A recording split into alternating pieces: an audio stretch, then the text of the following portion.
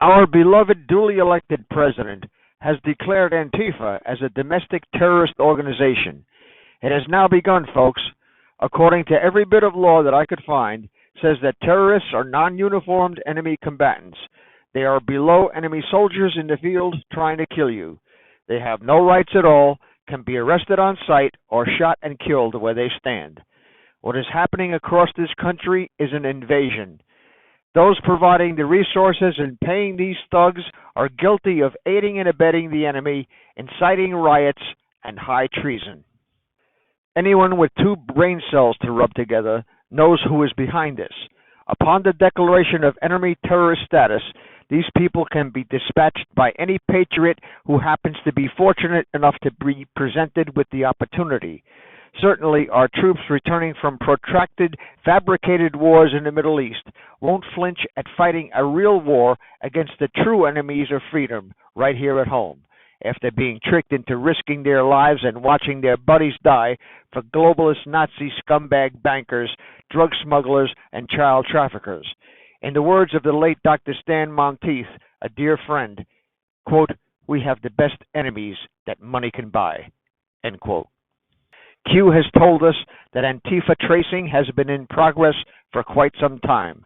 I believe the U.S. military has tracked the source of their funding to Soros, and the terrorist designation enables action to be taken under the Patriot Act, and the reason that this unconstitutional bullshit has not been abolished by executive order.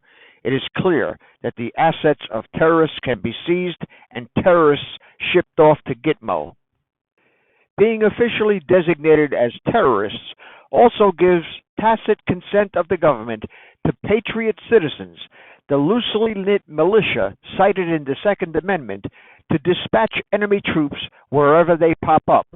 There is always the specter of collateral damage in any war, and this is regrettably unfortunate, but a necessary evil in the battle to save and preserve the Republic.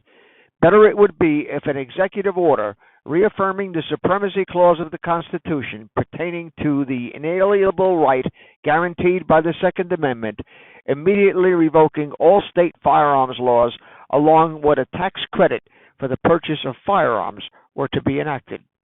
The immediate consequence would be social Darwinism, where in about 2 weeks society will lose the majority of its assholes.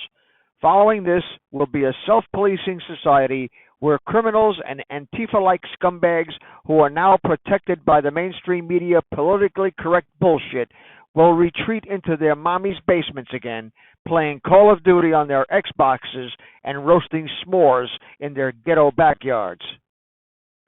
Society will quickly morph into a polite and peaceful existence where those who pursue criminal lifestyles are outnumbered by those who can defend themselves against the plots and plans of those seeking to gain by victimizing the helpless and the innocent. It is wise to remember the true adage, when seconds count, the police are only minutes away, or in some cities lately, non-responsive.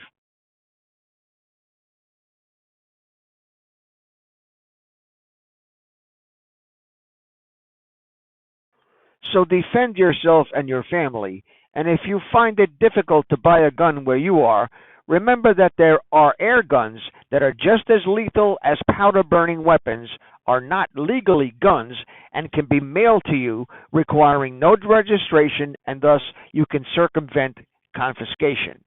Up to 50 caliber rifles delivering 800 pounds of energy to a target are available, which is enough to kill a moose. The good ones will cost you serious money, but it's an investment many people are making these days. Their lives and the safety of their families depend on it. The Lord Jesus said, "And let the one who has no sword sell his cloak and buy one." Luke 22:36. So do yourself a favor.